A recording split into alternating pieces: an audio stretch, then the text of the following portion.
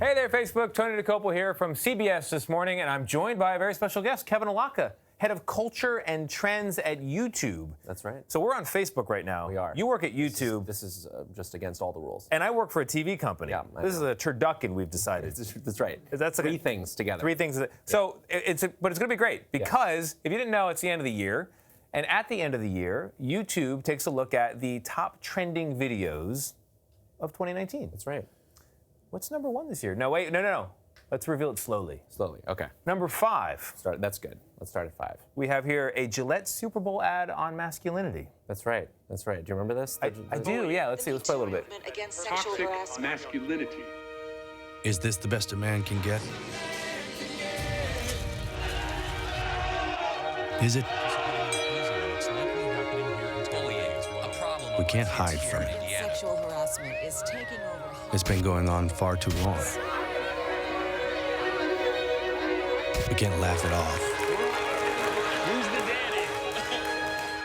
What I actually think she's trying So to you say. thought they Making were the only same selling old razors, excuses. but in fact, they're selling change in masculinity. That's right. I mean, we've seen for years a lot of different major brands who are kind of starting these larger conversations. And I mean, the thing that is true about a lot of these videos that make this list every year and that are very popular is that they're things that people don't just watch, they want to talk about, they want to sort of discuss and unpack. And this was a topic and a video that had a strong reaction, and a lot of people wanted to talk about it. So it created debate on television, then was kicked over to the internet and created even more debate. Yeah, but it coexisted in both places, which is very common now with a lot of these big advertisements. All right, number 4. This one surprised me because I'd never heard of it before. There's a guy named MrBeast. I sound like an idiot right now. People are like, how do you not know who that is? Yeah, Yeah, they know. He's got a lot of subscribers. Okay, but MrBeast is his name. And he's got a video called I Bought Everything in the Store. It's part of a challenge. Everything that he buys in this video, he gives to charity. He's got a whole army of people. I'd never heard of this guy, and he's got tens of millions of followers, and this video got tens of millions of, I should say, subscribers, not followers, and the video got tens of millions of views. That's right. Why? So he's really exploded in popularity the last 2 years. He has 25 million subscribers that follow his channel. 2.4 billion views on his videos in the past year. Yeah, it's pretty wild. And what he sort of pioneered and really what has made him very successful are these kind of he's taken this challenge format, which has existed on YouTube for a little bit, and turned it into these big kind of like elaborate challenge videos. A lot of them can be we call them ultra charitable, where they'll be sort of have some sort of charitable element. He kicked off this thing called Team Trees this year, where a big group of people on YouTube are trying to raise money to plant 20 million trees. So he kind of takes this idea of these things that you would never think you'd be able to do and lets them play out on video in these very entertaining ways. So with 2.4 billion views of his videos in 1 year, does that mean 1 in 5 people on the planet saw one of his videos? No, or is it what's going on here? Well, so a view is not a person, right? So you have because he has 25 million subscribers, he's put out lots of videos over the course of the year. You'll have lots of people who will come back and watch each of his videos when they come out. So it's not exactly a sort of aggregate of the number of people. It's an aggregate of the number of times that people have watched his videos. Every press play is counted. Yes. Not when I look away and then look back, look away, look back. It's not a view? Exactly. No, that's just one single view. Got it. Okay. Number 3. This is surprising. Investigating conspiracies with Shane Dawson. It's surprising not because people are not interested in conspiracies. They definitely are. But because when I started watching this, I had to ditch it partway through because I realized it's an hour and a half long. That's right. That's not what you think of when you think of a trending video on YouTube. It's true. I went back and looked at some of our top trending videos from 2010, and I think the average length was about 3 minutes that year. The average length of the videos on the list this year is a half hour. Right, so we're seeing this total kind of change in sort of the types of things that people are watching and that they're sort of discussing online. And I think a big part of it, honestly, is that as we get more sophisticated in how we communicate with each other in digital spaces, the things that give us more to unpack and discuss are the things that become trending. And Shane is really a master at creating these things that people really want to kind of discuss and talk about and get involved in. That's cool. Number 2, this is like an all-time great, I think. Gordon Ramsay savagely critiquing spicy hot wings. We're actually not going to be able to play it. I know. Because there are too many F-bombs. In it, yeah. Some strong language. Viewer discretion advised. Why do you think this one took off? Well, so that series is incredibly popular. It's kind of... What's it called? It's called Hot Ones. It's from a channel called First We Feast. and there's been 1 billion views on this series, and he has a lot of celebrities on it. Shaq's done it. I mean, Shia LaBeouf, lots of people have done this. Is that a YouTube original or that's a contributor? That's a channel on YouTube. It's called First We Feast that produces it, but they distribute it on YouTube, and it's very popular. So they're making it on their own dime. It's not like you're funding their production. Yeah. And then these creators are making their dime off an advertising share? Exactly, yeah. They sort of, they have ads that run on that show. It's very popular. And a lot of celebrities come on and do it because it's definitely a great way to promote anything you've got going on. And so the most requested person since like the start of the show was Gordon Ramsay. They're like, you have to get Gordon Ramsay on this show to critique the wings. And so they had this very funny and where do you stand on spicy wings?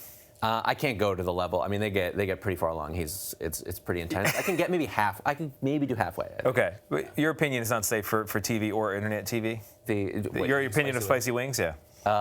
In what sense? Like, I think I can. I can't go to like the 2 million level or 2,000 level of spice, but I can get. All right. Okay. Number one. Show, by the way. Number one. This is a big reveal. If you have drums at home, play them now. The big reveal. Number one. This is completely shocking to me. The number one top trending video for 2019 on YouTube, a confessional video by beauty YouTuber and makeup artist James Charles, 48 million views. I'd never heard of this guy. Mm-hmm. The whole conversation is in reference to his mother, I believe. Well, no, it's not his mother, but another beauty creator. Another beauty creator. He has a strong relationship with. Yeah. It's really amazing. First of all, it's an amazing performance. It's an amazing monologue. It's lawyerly in its detail. Mm-hmm. And there's like a soap opera quality to the entire exchange, the drama that's unfolding. Yeah. I guess that's why it got 40 million views. Yeah, it's certainly. I mean, the gossip and sort of, that sort of soap opera drama that you're discussing has been a part of celebrity culture forever, right? But James Charles, I know he may not be someone that you're familiar with, but he's very, very, very popular online, and he is a modern celebrity. He's like incredibly popular, and the beauty community on YouTube has a lot of these major emerging stars that have really become more mainstream in their celebrity status over the past year. And so this was a big kind of back and forth that he had with another creator, but it sort of speaks to, I think, how much those creators have become a part of kind of the online conversation. I mean, he put out another video this year. He did, a beauty tutorial in Spanish, and it was the most liked beauty video on the platform this year. He has that power because of his level of celebrity right now. So where would he go as a talent in the absence of a world where YouTube exists? I mean, his skills are very unique. I mean, he could do lots of things. He could be a sort of celebrity, makeup artist. He could be, a star on a reality TV show or something. But the truth is, like, his skills are very sort of specific to the medium that he's a master of, and using social media, not just YouTube, but all different social media platforms, to build an audience of fans that really care about the things that he creates and the things he talks about. So 48 million views, a lot of views, no one would dispute that. But at the same time, I've definitely seen things with more than 48 million views on YouTube. Yeah. So how is a trending list different from a most viewed list? Yeah, so this is the top trending videos in the United States, right? So they're the ones that were the biggest here in the US.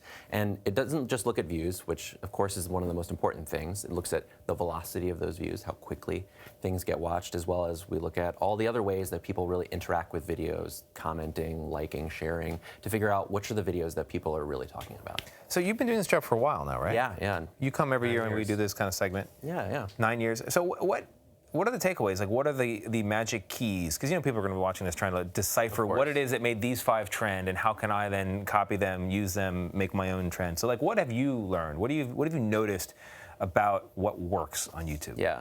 Well, there's some things that have this.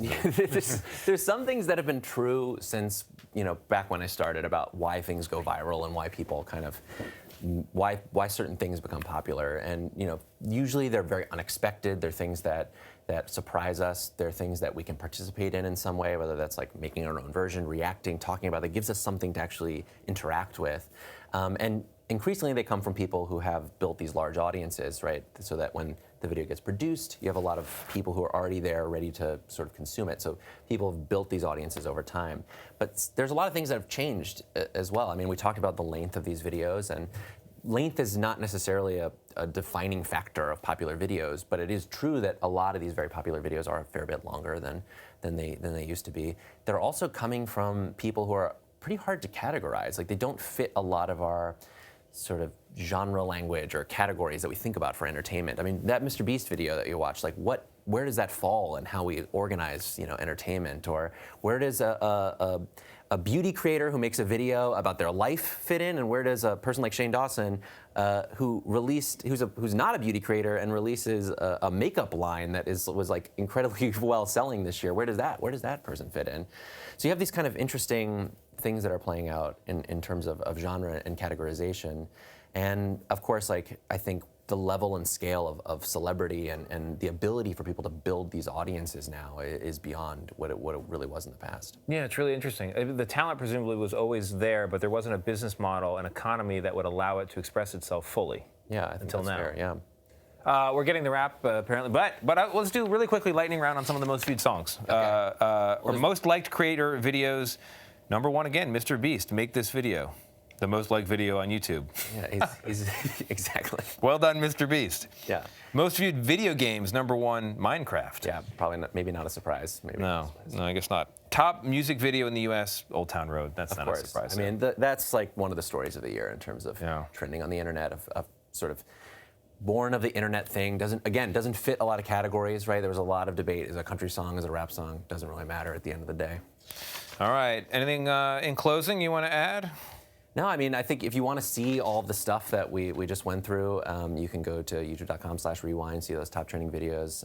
You can go to, we got the big Rewind video that we release every year that's coming out later today. So. But Kevin, thank you very much for being here. Quick reminder, YouTube doesn't work between 7 and 9 a.m. weekdays when CBS This Morning is on.